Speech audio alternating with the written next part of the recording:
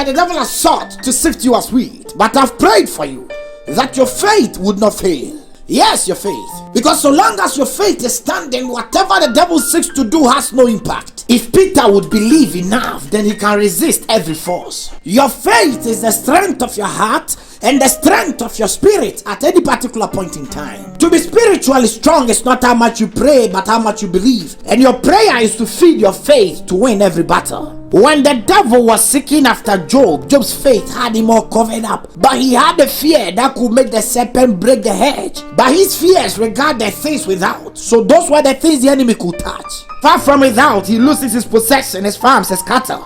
And is coming closer to his family. He loses his children. Still closing in, he will lose his wife, friends and associates. Them that believed in him were gone. And the devil would not stop. He would touch his body, touch his health, break him down physically. And he would now want to touch his soul. But inside of Job was a burning fire, a spark of hope, a faith that made him believe that even a tree knows it will sprout again when cut down. That made him believe his Redeemer lives and will stand up for him. That God's spirit that garnished the heavens and formed the serpent lived in him. And so he was full of power from his spirit, using his words right, not cursing his God, but condemning every act of the enemy. And from his faith, from his heart, he could produce double of the things outside he lost. So it doesn't matter the things we lose outside. Once the devil cannot break into our souls, we are bound to reproduce double from inside. The battle of life is won within, not without. The devil can touch everything outside, but once he cannot break into your soul,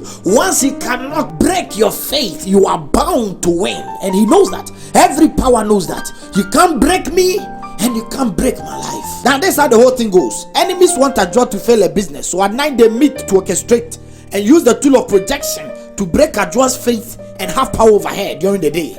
So morning comes and Ajua wakes up and the first news she hears is that banks are collapsing and the business economy is failing. And that's not so much a good news, but Ajua keeps her faith. And then in a moment a friend phones in and talks about how others in the same industry have failed overnight. And then Ajua is getting worried. Her willpower is waning, her joy is almost vanishing, but she still keeps her faith. Small. She sits in a car to work and she sees an inscription on the back glass of the next car. Nothing good will happen. Then Ajua is broken. She breaks down into tears, and at that point, her willpower is gone. Her spirit has left her, and the enemy has power over her now. But if she remains resolute, unmovable, unshakable, nothing really matters than what her faith says, what she tells herself, and what her heart tells the world. What do you say to the trouble? What is your heart saying? That is all that matters.